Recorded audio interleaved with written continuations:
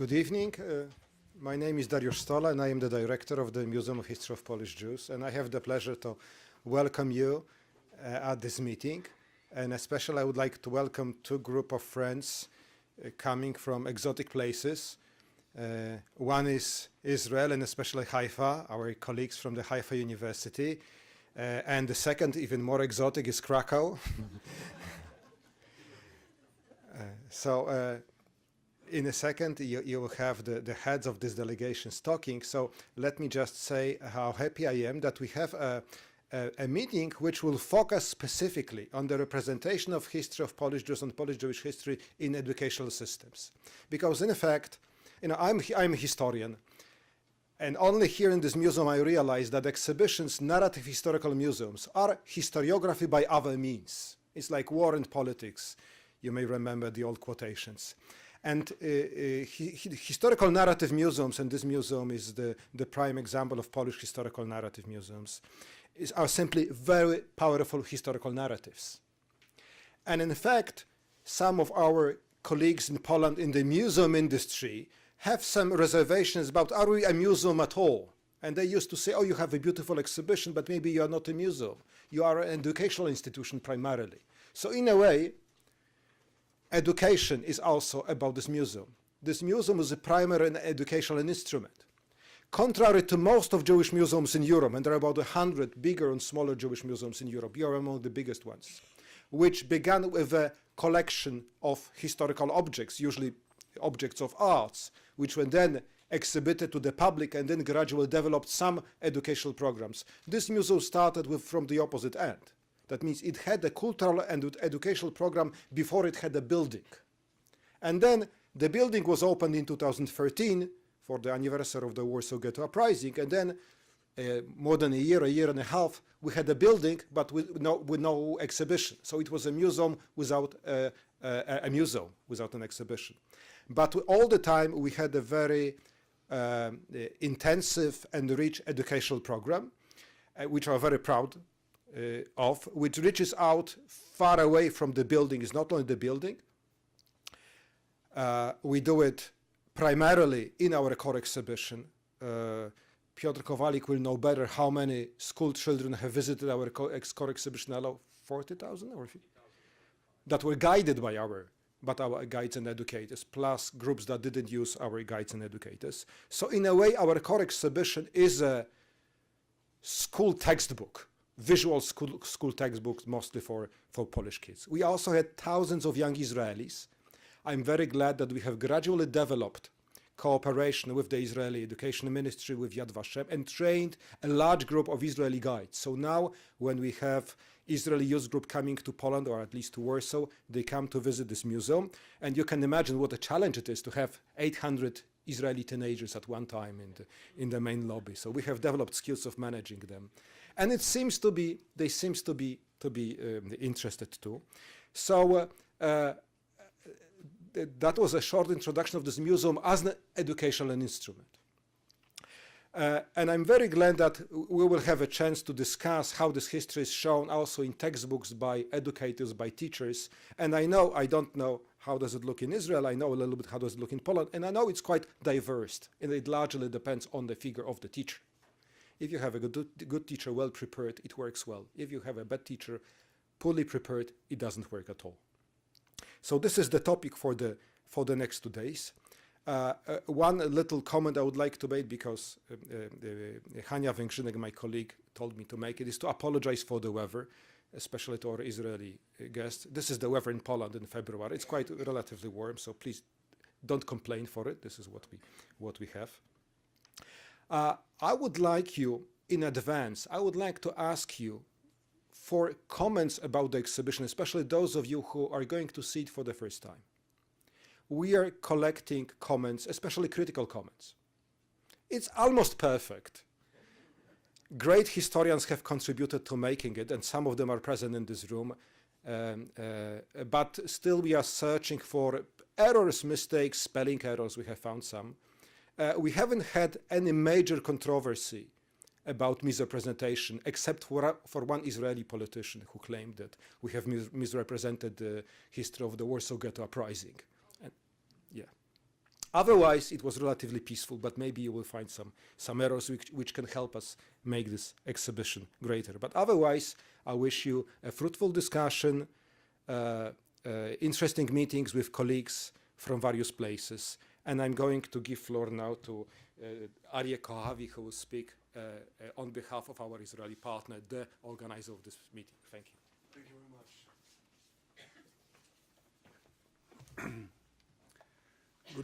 Good evening, colleagues, ladies and gentlemen. I'm very pleased to welcome you to the International Colloquium on Polish and Jewish History and its reflections in education in both countries today. The Colloquium is the fruit of the successful cooperation between the University of Haifa, the POLIN Museum, and the Jagiellonian University, and I'm very grateful for the efforts of the academic committee, which is made up of representatives of these three institutions and responsible for the events of the REACH program. I very much want to thank our generous benefactor, Professor David Wallach of the Weizmann Institute, for his generous donation, which made this event possible. This is also a great opportunity to thank the museum for a very fruitful cooperation with our international MA program in Holocaust Studies. Every year, for the past 3 years, we select students from our program to attend POLIN Meeting Point, a summer workshop in the museum, together with German and Polish students. In another thriving initiative, select students from our program get to intern in the different departments of the museum every year and gain practical experience in this wonderful institution. For those of you who are not familiar with our program, allow me to invite you to send us excellent students. We accept students from all over the world to the program, which is conducted in English. Let us now turn to the reason we are here today.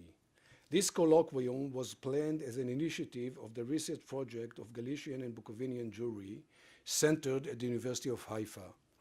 This international project was established 3 years ago in the aim promoting academic discourse, research, and joint projects dealing with the Jews of Galicia and Bukovina through long-term and sustainable academic ties between scholars, research institutes, and universities from different countries.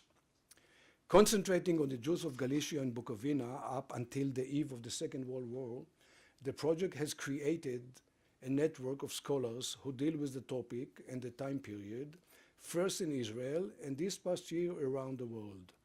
These scholars, working on their own projects in different countries, will now be connected through our new online forum, GNBNet, which will provide a vibrant platform for dialogue and sharing of ideas, views, and information. We have also begun to film a series of online courses on the Jews in said areas, the first of which was launched last October, The Jews of Galicia, a History, given by Joshua Shaines. Where are you? Raise your hand. You did a great job, by the way. If any of you would like to use the online course for your students, please let me know, and we will be happy to arrange it.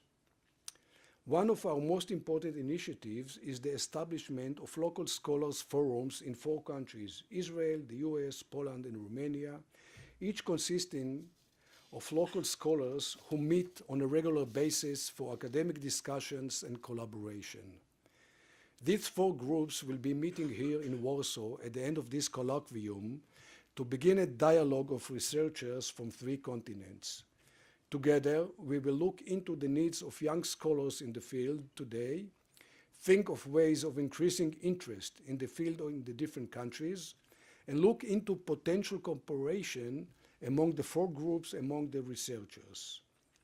We plan on initiating such new scholars forums in the near future and thus open up the network to include more researchers.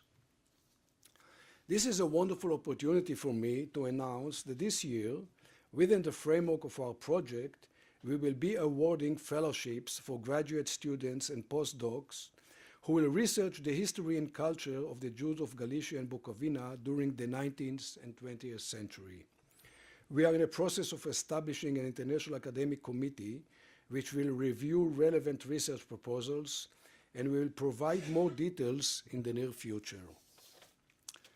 Though our project officially focuses on the Jews of Galicia before the Second World War, we have decided to include a broader time frame in this colloquium, perceiving Jewish life as a continuum and as part of Polish history throughout the ages.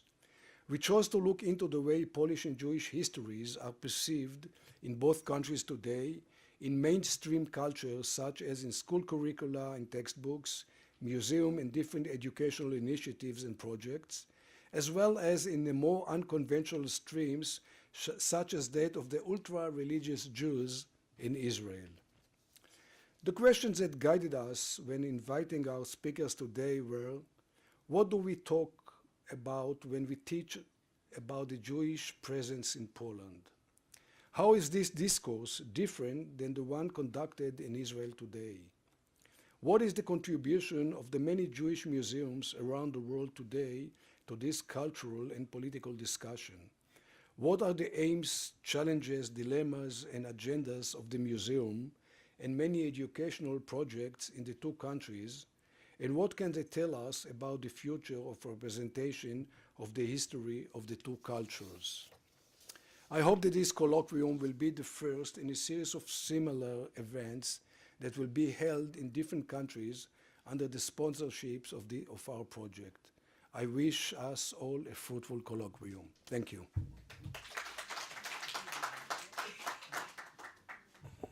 And I would like to give floor to Professor Zdzisław Mach, the UNESCO chairholder for Holocaust education at the Jagiellonian University, who will speak about the reasons why should we teach about the Holocaust in Poland and in Europe. Professor Mach, please.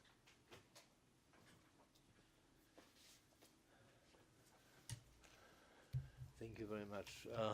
Well, it is of course a great honor for me to speak to such a distinguished audience in such a remarkable place. I mean, it's a great place. We know that already. This museum, we know, at least even from the distance of Krakow, we know very well how wonderful institution this has been and how it's developed into a much more than just a museum. I receive regularly invitations and newsletters and other information about things that are happening here, and can tell you that's really amazing. So it's great to be here. It's not an easy task for me, because I know that I'm speaking to people who know a lot about the subject and have been thinking in some cases for many years about the subject. Why should we teach about the Holocaust? I also I cannot claim that I am the author of this phrase, because this was the title of a book which my dear colleague Jolanta Ambrozowicz-Jacobs quite a few years ago, I wouldn't tell you how many years ago, but quite a few years ago, she published a book, an edited volume on this on the topic, and at the time that, at least in Poland, the reflection on this was much less developed than today. Still, I edit in Poland and in Europe, because the European dimension, the European frame of reference, I think is tremendously important here, and it's also important from the Polish perspective, as I would like to say. Well, I don't think I would use up all the time that I have before dinner, but I'm sure you would appreciate a few minutes of free time before the evening. It seems that answering the question is very simple. When I first, when I began to think of what I was going to say, I thought, well, nothing is as simple as that. I mean, why should we teach about the Holocaust? Of course, we must teach about the Holocaust so that it never happens again, obviously. But is that all? I think there's still much more to say about it. and it's certainly much more to say than I'm going to say. But let me share with you a few thoughts, especially from the Polish perspective. It is very, I mean, the question is very deeply, is at the center of questions about the changes of identity, changes of memory, building a new society, building a new concept of citizenship. I think that's all related. And of course, for a society as the Polish society is, that for the last, I suppose it's now more than 25 years, have been going through quite a difficult process of rethinking of its history and of its relations with others, especially some particularly significant others, its role in history, its future. Well, the Holocaust is one of the key issues that obviously Poles need to consider. And we know that very well because here in Poland we've been through quite a lot of very heated debates and very many controversies regarding at least some aspects of the memory of the Holocaust. So one can even ask the question, even maybe more provocatively, why is it that we can't just conveniently and comfortably forget about it and live in peace and quiet without having to continuously think about this and remember this very difficult and very uncomfortable memory as a memory of the Holocaust in the Polish society, in the Polish experiences. Because for Poles, the Holocaust is not only, but also a Polish experience. It forces us to think about ourselves and what kind of society we are, what kind of people we are, how we behaved, how we shaped our relations with others, especially with Jews, but not only with Jews. I would say that in Poland, the memory of the Holocaust is the national memory, but it's also very often local memory, and which is much less often mentioned, is also a class memory. Now, the class discourse has been largely forgotten in Poland due to the fact that it was associated with communist approach to society. But one of the issues to discuss in the context of Polish society and the Holocaust is the situation and the role and the attitude of Polish peasants. The peasants in small communities, in small villages, in remote parts of the country, where the relations between Polish and Jewish people used to be very different in many ways than in urban centers. And one of the most controversial stories that we recently heard in relation to the Holocaust, especially the movies, actually gave us made us to think about this, about the peasants, about the rural communities, about this class memory, especially the peasantry.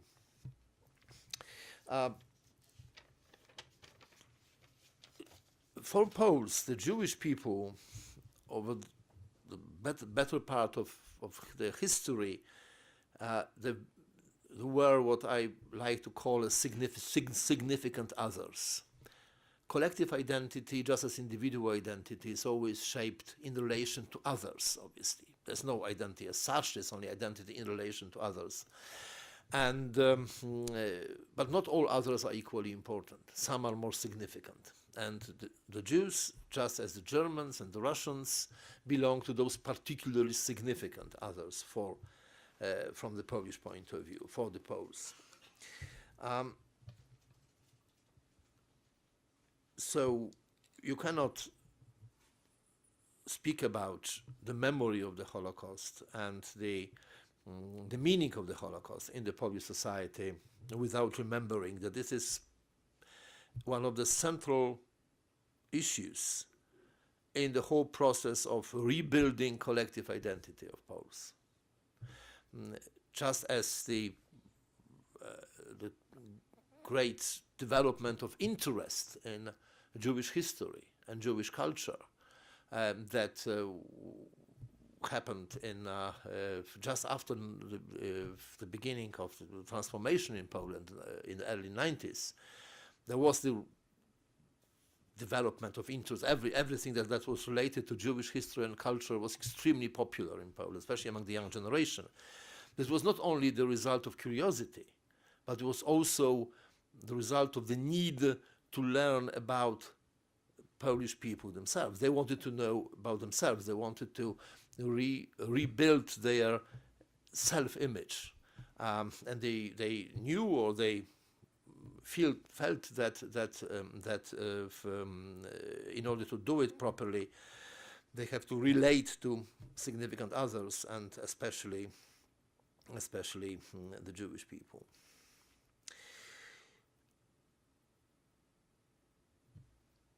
So, to whom does the Holocaust, the memory of the Holocaust, belong?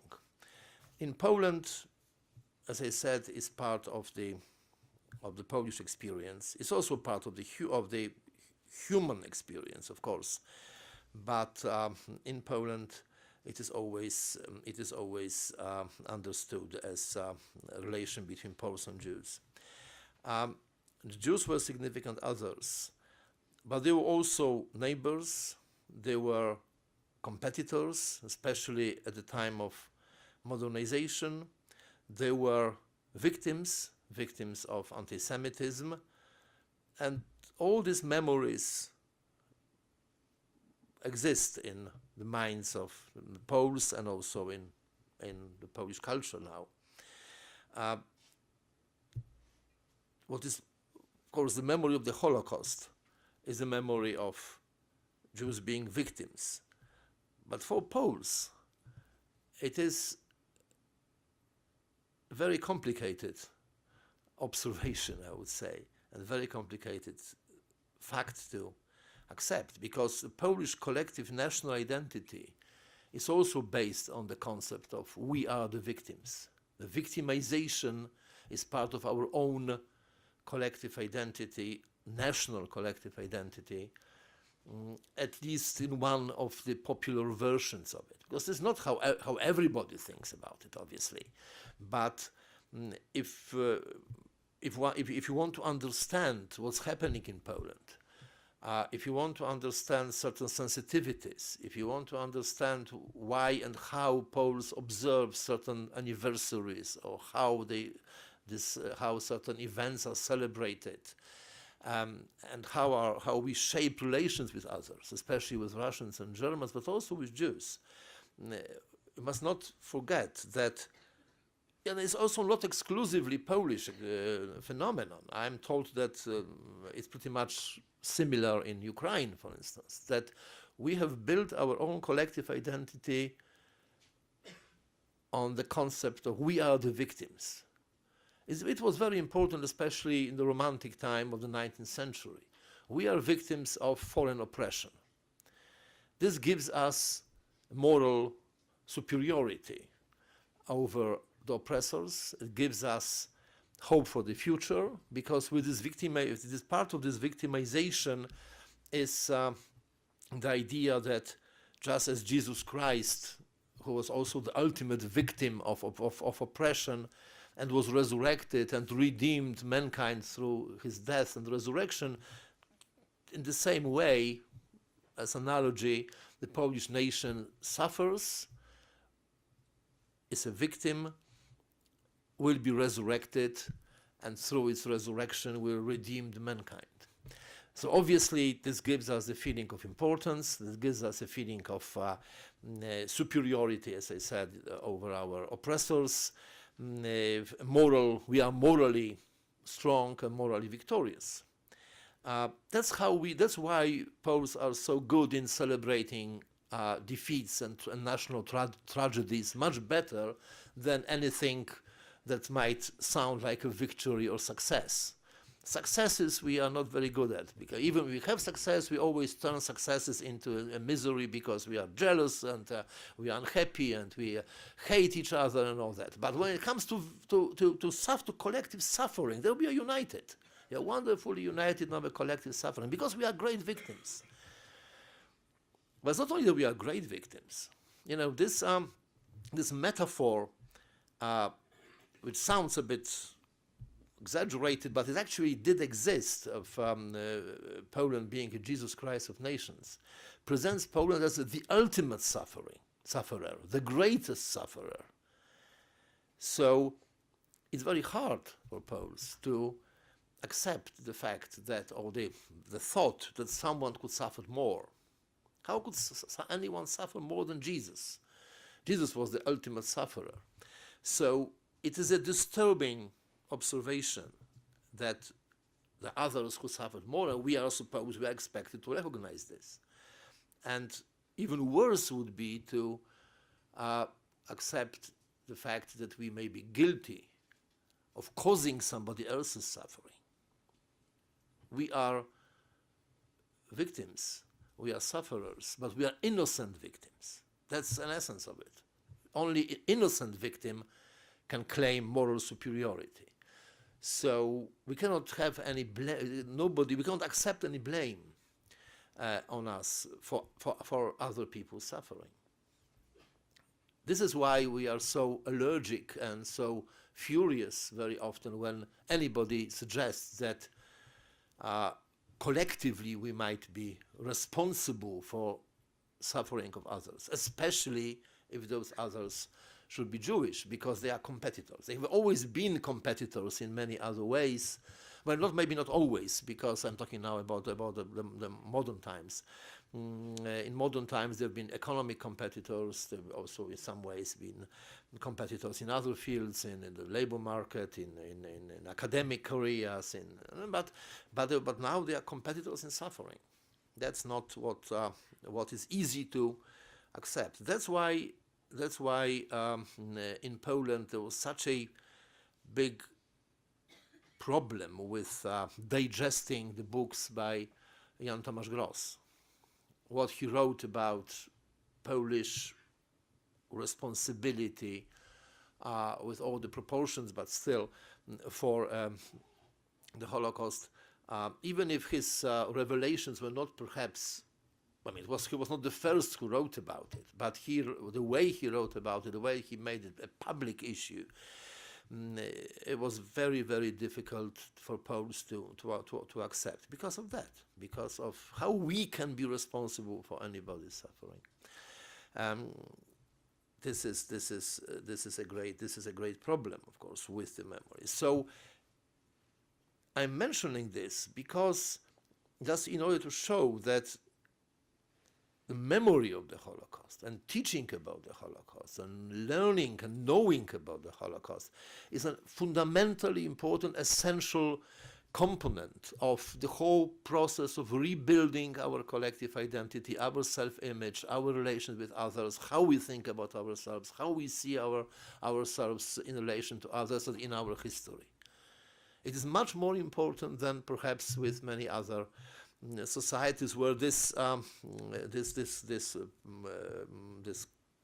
category of being a victim and being a sufferer is not so essential for the collective identity of the people.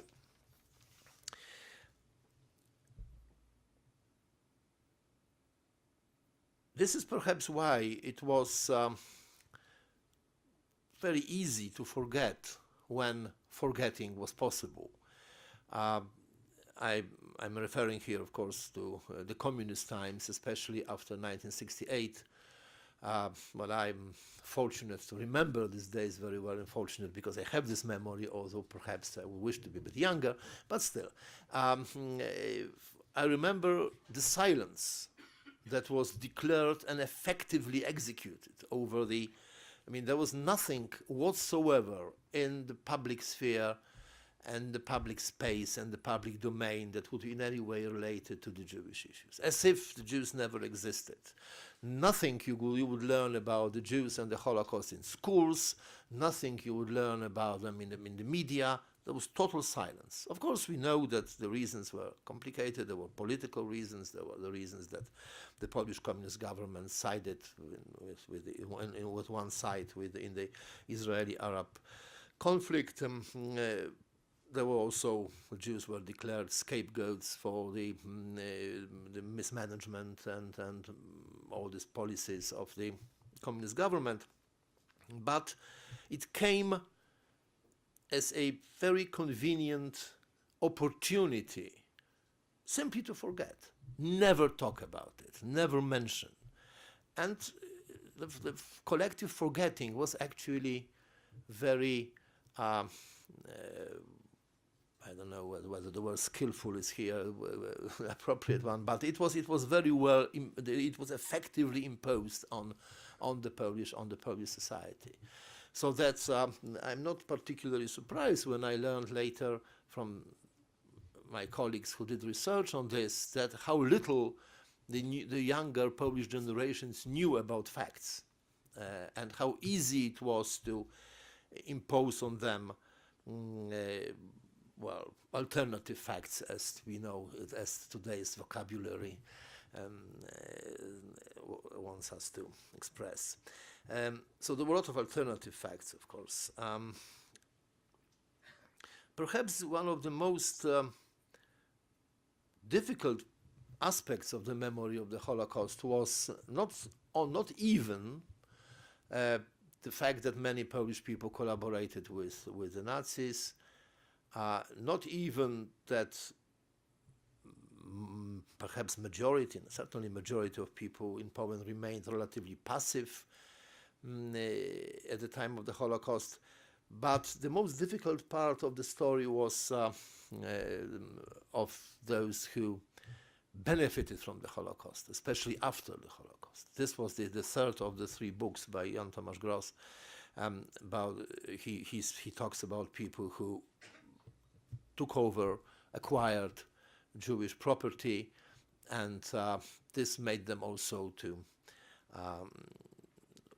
they wanted to be silent about it, because even if there was nothing criminal in it, but it was not a very nice thing to say, well, especially to young generations, to children, to grandchildren, how they came into the possession of this of the property. So forgetting, it is for a sociologist like myself, it is very interesting to study collective forgetting. A lot has been written about collective memory, much less about collective forgetting. That's a very interesting topic. Who forgets what and how and why, and how is forgetting done? How it's organized, and then of course bringing back to memory what has been forgotten. So between 1968 and perhaps 1989, almost total silence. Almost, because some authors wrote here and there about it, and but still, everything has changed after 1989. Again, as the process of rebuilding collective identity in Poland developed. The Holocaust, it was obvious that the Holocaust was something that had to be dealt with in the process of restructuring, rebuilding, rethinking the past, and rebuilding the collective identity of Poles. This was part of the process of changing relations with others, building a new society, open society that would consist of critically thinking citizens, people who would be able to think about themselves in a new way. And it all was happening, which is added an extra dimension to the process. It all was happening in the broader context of the European frame of reference, because the Poles had to take into account that it is not just the Jewish and the Polish people, but there were also others, and not even only others who used to be one way or somehow involved in the Holocaust, but the European public that has some views on it, that believes in some truth about the Holocaust, has some images, and that all this has to be taken into account in the internal Polish dialogue. That Europe gave a new frame of reference, added a new dimension to this discussion as part of Europeanization of the country, because it was not the only important issue that had to be discussed, but also but one of the central ones. Because the Holocaust is also a European experience, obviously, even for those Europeans who did not have any direct contacts with the Holocaust. This is, of course, well, it is a very interesting question in itself about responsibility. Are we all responsible for everything that happened in Europe in history, or only those whose ancestors were directly involved? What about the Holocaust? What about colonialism? It's also one of the European experiences. Here in Poland, for example, you can often hear people say that we had nothing to do with colonialism. We didn't have any colonies. Therefore, we shouldn't be held responsible for them. Well, it's not exactly true, one ought to say, because Poles did have colonies, but they were not in Africa, but they were just on the other side of the eastern border, what is now the eastern border. But they don't think about Ukraine as a colony, or Lithuania, or any other, or Belarus, or any other eastern provinces. Also, many Polish activists or politicians or intellectuals even in 1930s believed that Poland deserved to have a colony, just because of being a great nation, a great European nation, and all the European nations should have colonies. So Poland wanted a fair share of colonial empires. It didn't happen. So the dreams of having a Madagascar as a colony to which all the Jewish people could be resettled, it never came true. But does it give us the comfort to say we are not? It is not part of our experience. It's not part of our responsibility. Well, that's a controversial question. In my opinion, it doesn't give us this comfort, because if we want to be European, if anybody in Europe wants to be European, then we have to feel responsible, just as we feel proud for the great achievements of Europe. If we want to be proud for Renaissance, if we say we had our Renaissance, maybe not to the same extent everywhere. I mean, Florence a little bit better than other places, but still, great achievement of European civilization, yes? So we also ought to be, in some ways, of course, not directly, not personally, but in our collective image, in our thinking about who we are and what it means and what is Europe, our common Europe, we ought to say, yes, we are proud of European achievements, but we are also ashamed of the dark moments of European history, which is colonialism and which is also the Holocaust. So that's why the Holocaust is one of the greatest, I mean, in the most negative sense, the most important moments in European history, in European historic experience, and why it has to be taught everywhere in Europe, even in those countries which were fortunate enough not to having had this experience directly. It's very interesting how it works. The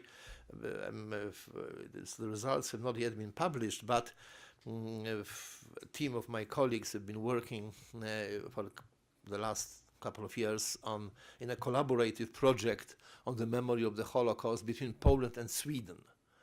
Poles and Swedes thinking about it and doing something with the memory of the Holocaust. Of course, Sweden was the neutral country. The Holocaust as such did not happen in Sweden, but of course there were other aspects of it that are.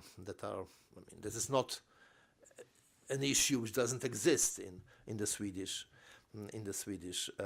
collective memory. So this is a very interesting question. And of course, not to mention I mean, I think we ought to mention Zygmunt Bauman, unfortunately died just a couple of months ago. His famous book, Modernity and the Holocaust, where he speaks about the Holocaust as being a product of modernity, which is a European invention and a great part of European history. Modernity is a European is part of European civilization, and if Bauman is right in his thinking, and I think he's largely he's right, then we should I mean we must relate the Holocaust as the historical experience to modernity, which means it even more closely related to Europe as such, not just to any particular country or any particular region. Responsibility and memory is here our collective property, I would say. We have to do something with it. Therefore, it is essential that we teach about it, not just in order to remember, not just so that it never happens again, not just in order not to forget the darkest moments in history, but because we cannot understand who we are on the national level, on the European level. We cannot understand who we are. We cannot come into terms with our own history. We cannot build a society which would be able to make sure that this would not happen. This would never happen. It would never happen again. I also think, as I said before, that if one should perhaps teach about the Holocaust more on other levels than national and European. We teach a lot about national level. We also teach about European level. There were crusades. For instance, I remember Jacques Derrida traveling from one place to another some years ago and giving the same speech about how essential it was that France should remember properly its role in the Holocaust. So there were national crusades and national actions. But I think it is very, very important that we, just as identity is created on different levels, and just as we believe in diversity, in pluralism, in globalization, but also in local level of social and cultural processes, we also should teach the Holocaust, about the Holocaust on the local level, because different local communities may have very different histories. But also because if we teach on the local level, then it's becoming much less abstract and much more concrete and much more linked to people, young people, family histories, the individual and small community identities. It is connected to particular places which they know not as members of the imagined community of a nation, where everything is only, it can be very abstract and exist on a very, I mean, at a distance, but very physically linked to places, people, events that we know from our personal experience. So it is very, very important that whenever such a story can be taught, it should be taught on the local level. And also, which is always a problem, at least here in this part of Europe, certainly in Poland, is this class dimension.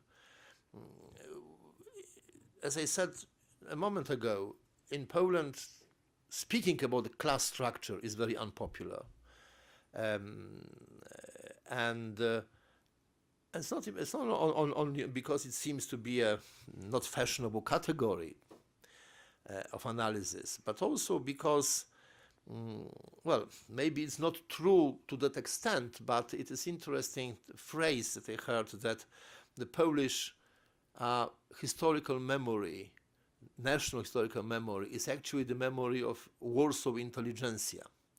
And it's not, I'm not saying this because I'm from Krakow, but because, you know, when you talk to young people who are at school, secondary school especially, and if you talk about many historical events, especially from the time of the partitions in the 19th century, like anti-Russian uprisings, you may be under the impression that those young people think that those events were actually for all the Poles and all the country, while in fact they are mostly for one part of the country only.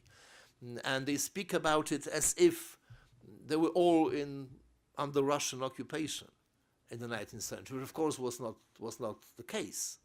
There is a dominant concept, a dominant image, Warsaw perspective, an intelligentsia perspective. But what about those peasant communities, people who did not have national identity at that time, people who did not participate in anti-Russian uprisings because they didn't feel that that was their business and that they belonged to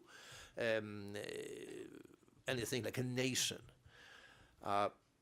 people who emigrated to America, and as Florian Znaniecki and William Thomas described in their famous sociological story on Polish peasants in Europe and America, they only acquired national identity while in the United States, having only religious and local identity at home. What about their relations with Jewish people? What about their relations with other significant others? And of course, then we also have regional differences. Different regions have different histories. Different regions have different understandings, different sensitivities.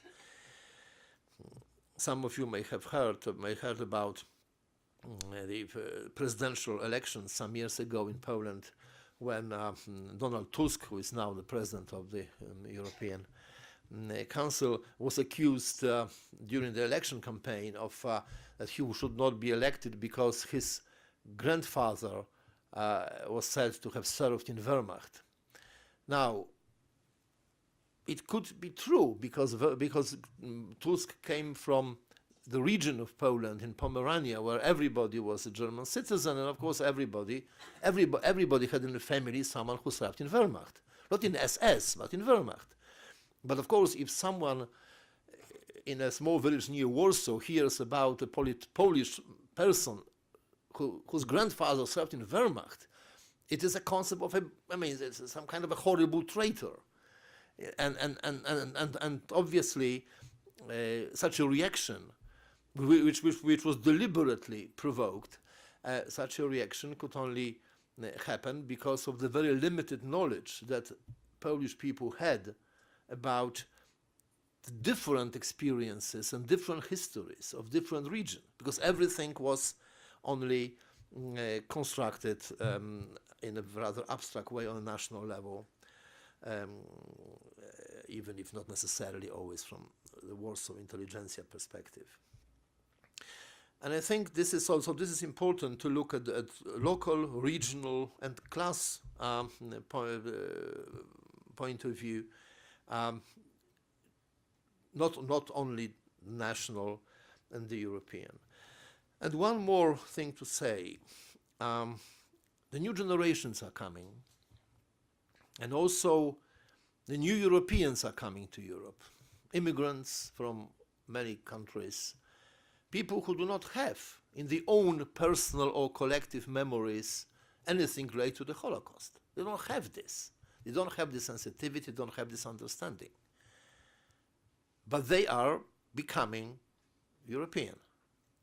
They are being integrated in the society. Now, we know, of course, the difference between integration and assimilation, but if the Holocaust, memory of the Holocaust is not just a question of remembering the past of the community, but if it is such an essential symbol and such an essential story which must be deeply ingrained in people's minds in order for them to be good citizens of Europe in the future, able to function in a pluralistic, open, democratic society, that we must teach about the Holocaust also people who do not have their direct family or local community memory related to it. For young generations, it is always a problem to accept the sensitivities of the parents and the memories of the parents. In many different ways we experience it all. Our politics in Europe is, of course, to understand it, what's happening now, we ought to remember the fact that the new generations are coming. In Poland, the last elections, we were surprised to realize, perhaps too late, that great values of freedom and democracy, they don't really reflect in the minds of young generation in the same way as we always will be thinking about it. We, generation of people who were brought up in a society which didn't have freedom and didn't have liberties. But I think it's even more important to remember that we are going to have to integrate thousands, perhaps millions of immigrants in Europe. Perhaps not in some societies that reject refugees, but other societies that do not reject refugees, fortunately. And not only fortunately for the refugees, but fortunately for the societies. But this is a great responsibility to pass on the knowledge and the memory of such a crucial experience in the European memory onto people who want to become Europeans. Because they cannot say, well, we are Europeans only for the good things, so teach us about the great things and not about the tragic and dark things. Well, it's not going to work like this. So how to teach the Holocaust, about the Holocaust, to people who were born in parts of the world where nothing like that happened, and they don't know it, or they never heard about it, or they may even come full of different stereotypes and alternative facts, and how to teach them about the Holocaust. It's not why, but how to teach them about the Holocaust, so that they will be fully integrated as citizens of Europe, not forgetting their own traditions, but understanding what colonialism, what the Holocaust, what other key moments in European history mean to Europeans. This is, I think, a challenge that we have to think about. Thank you.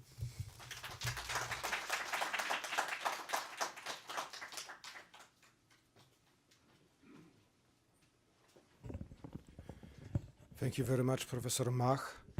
The last section of your speech reminded me of a very ironic anecdote going back to the greatest Polish debate on the Holocaust, which followed the publication of Jan Tomasz Gross' book on Jedwabne.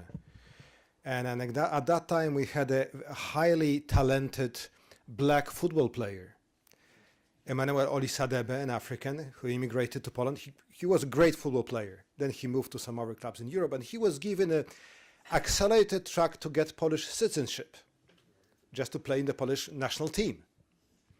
So an anecdote said, when Olisadebe will be truly Polish, when he apologizes for Jedwabne. And of course, it's a joke, but it reflects a very important question, which I learned from my German colleagues who are to teach children of Turkish immigrants who are Germans, Muslim, German-speaking Germans, the citizens of the Federal Republic and citizens of Europe. And in the Federal Republic, of course, the question of responsibility for the Holocaust is especially pertinent. How do you teach it to children of the Turkish immigrants? So I think it's an excellent point for reflection, and you have raised several other points. We also know that the memory, not only of the 19th century, but also the memory of the Second World War differs in different regions of Poland. It's different in the regions that were annexed to the German Reich and thoroughly Germanized, especially we heard about Pomerania. It's different in the small sections of Poland that were annexed to the Soviet Union, but were not, they did not remain in the Soviet Union after the war. For example, the city of Białystok was a part of the Soviet Belarus for a while, and then it was generously returned to Poland after 1944. And of course, there is a big difference between urban Poland and rural Poland. So we have a variety of memories, we have a variety of attitudes to talk about it, but then with every generation passing, we see the influence of what happened afterwards in terms of education during the Holocaust, during the communist period. And my personal experience as a teacher as a lecturer in 20th century history is that the key factor shaping my students' image of the Second World War and the Holocaust was Hollywood. That was much more powerful than the family narratives, the private narratives in the hometown and the region was what was the recent Hollywood film on the topic that they have seen. And now I suppose that maybe what is the recent game they have played on history. So this is our American colleagues' responsibility for the future of the European memory of the Second World War and the Holocaust. So thank you again for the introductory lecture. Now we have still a few minutes before the dinner, which will be served in about a quarter. We are to step down to the ground floor to the Besamim restaurant here inside the museum. Thank you very much to all of you for coming. Thank you very much for your attention, and I wish you fruitful, effective seminar tomorrow and on Monday. Thank you.